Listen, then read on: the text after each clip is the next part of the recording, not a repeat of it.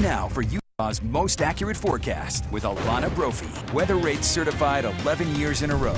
All right, let's check back in with Alana. Yeah, we need water, we need sunscreen. Emily, you just talked about all those tips. You need a lot because it's the hottest day of the year, and we're not finished. Taking that live look at Linden, 97 degrees right now in Linden, Utah County. Sizzling. You can see people in the water there at Utah Lake with those clear skies. The heat is on. We knew Friday and Saturday we're going to pack a punch. This is when we're right underneath the middle of that ridge of high pressure. 80s and 90s along the Wasatch Front, triple digits in Moab, Green River, Hanksville, 105 in St. George at this hour. Look at those 90s in the West Desert, Milford and Delta sizzling just a little bit there. West Desert, including Wendover, with those mid-90s. The 24-hour temperature change shows you how the mercury has risen from this time yesterday. We're on the up and up, and extreme weekend heat is setting up in southern and eastern Utah. We also have ripe fire conditions. I'm going to break down the timing of winds being added to the mix. We already have dry fire fuels and the heat. New warnings are posted. Some have been extended.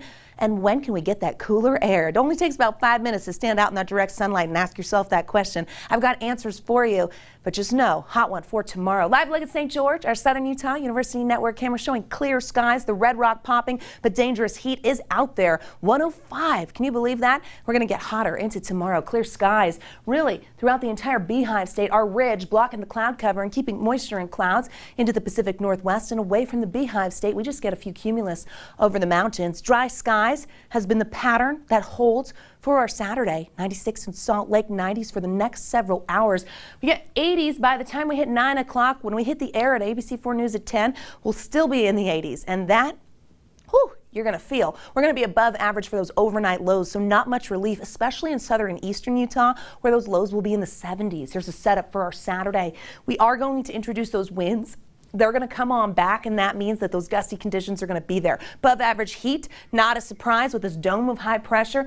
And yeah, Saturday is really the apex, looking at temperatures upping from today. It's the hottest day of the year in Salt Lake today. Tomorrow, we could beat that. We could challenge the record. Those heat warnings and advisories extended now through Sunday at 10 p.m. So we know the entire weekend in the southern half of the state is going to cook. You want to be extremely careful. Make sure you find those air-conditioned spots. Above average for overnight lows tonight into tomorrow. Hotter conditions, and then yes, we start to welcome that fire danger back. An approaching cold front will trigger the winds, which is why a red flag warning gets posted and really targets Sunday. Gusty winds with heat statewide. Here comes the cold front. It's going to move on in. We'll open the door and welcome in that cooler air as we start early next week. Now let's look at that red flag warning, because we know we've got extreme heat, dry fire fuels, and yes, we're going to bring in the winds, and you can see in our southern and eastern valleys and mountains, this holds through Monday. So even though Sunday we're going to see those whipping winds with gusts up to 45 miles per hour, that repeats Monday afternoon into evening.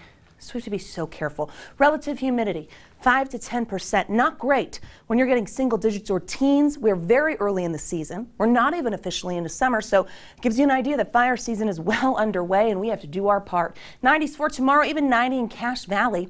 Triple digits in Moab, 90s along the I-15 corridor. Let's zoom in and you find your city. Now keep in mind, by Sunday, the winds will be whipping and we will see blowing dust. Mountain valleys in the mid-80s. Park City getting to 85. Here's central Utah. We're going to notice those numbers.